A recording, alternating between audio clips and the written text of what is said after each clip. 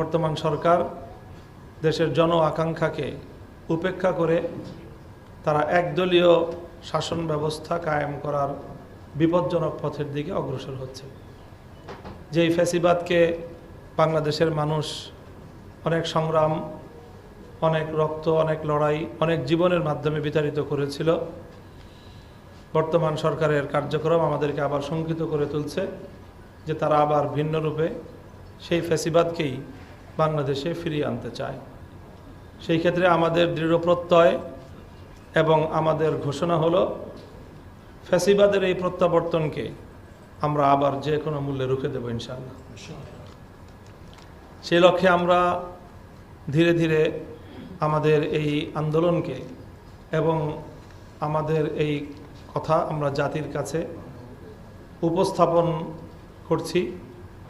আমরা গণভোটের রায় কার্যকর করার এই দাবি যে কোনো মূল্যে আদায় করব ইনশাআল্লাহ।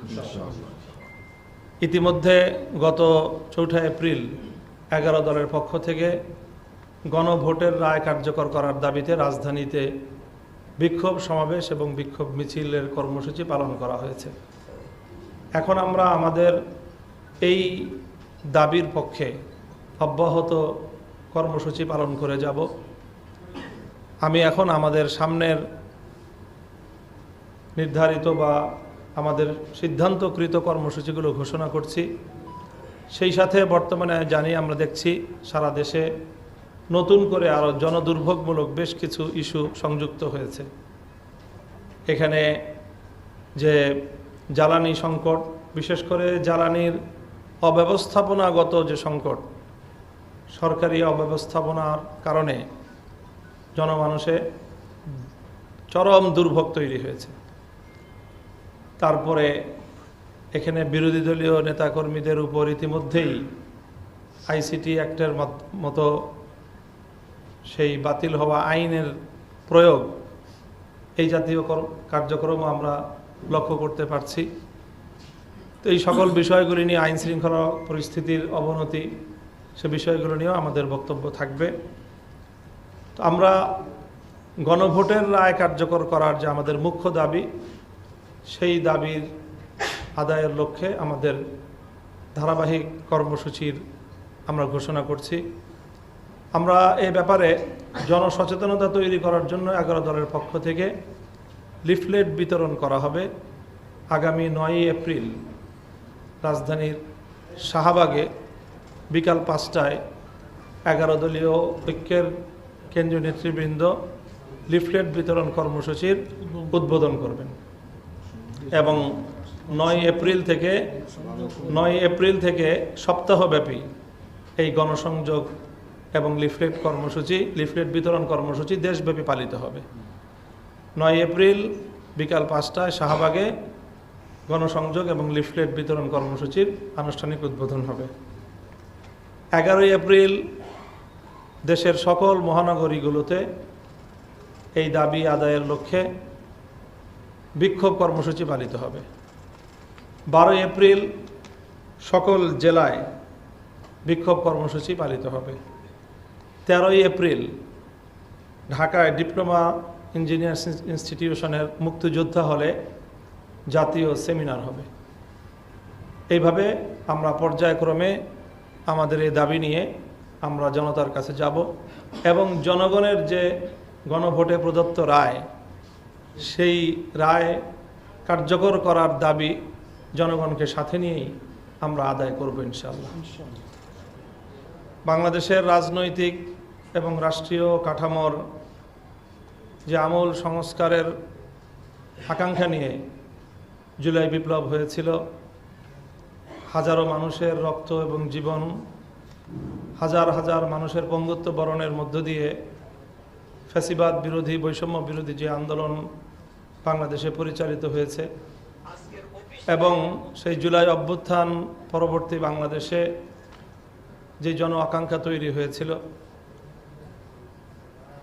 অন্তর্বর্তীকালীন সরকার বিভিন্ন রাজনৈতিক দলগুলোর সাথে দীর্ঘ মতবিনিময়ের মাধ্যমে তারা যে সংস্কার প্রস্তাবনা তৈরি করেছে, আমাদের প্রত্যাশা ছিল যে নির্বাচন পরবর্তী সময়ে অন্তত সংস্কার বিষয়ে জাতীয় ঐক্যমত্য থাকবে, সরকার এবং বিরোধী দল আন্তরিকভাবেই সংস্কার প্রস্তাবনাগুলো বাস্তবায়ন করবে।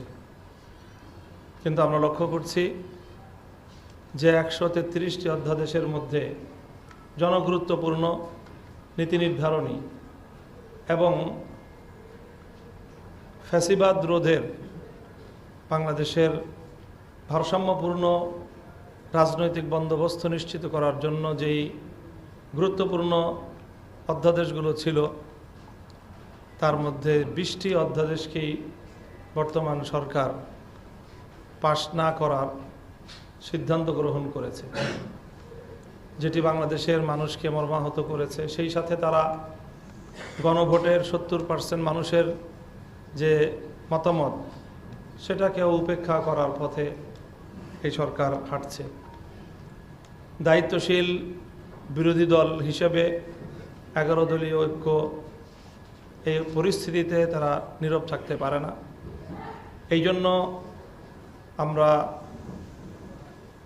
জাতীয় সংসদে আমাদের সংসদ সদস্যবৃন্দ অব্যাহতভাবে সংস্কার বাস্তবায়ন করার জন্য, বিশেষ করে অন্তর্বর্তীকালীন সরকারের আমলে ঐক্যমত্য কমিশনে যে সকল প্রস্তাবনাগুলো গৃহীত হয়েছে এবং সেই আলোকে যে জুলাই সনদ হয়েছে এবং যে সকল অধ্যাদেশগুলো জারি হয়েছে, সেই সকল অধ্যাদেশগুলো আইনে পরিণত করার জন্য দাবি জানিয়ে আসছে। কিন্তু যেমনটি আমাদের ইতিমধ্যেই বলা হলো যে সরকার কূটকৌশলের আশ্রয় নিয়ে সংসদ অধিবেশন ডাকতেই বিলম্ব করে সময়ের যে বাধ্যবাধকতা আছে, সেই বাধ্যবাধকতার একটা জালে আটকে দিয়েছে দেশবাসীকে, এবং এখন সময়ের সীমাবদ্ধতা, সময়ের বাধ্যবাধকতার কারণে তড়িঘড়ি করে অনেক কিছু করার এখানে প্রক্রিয়া চলছে।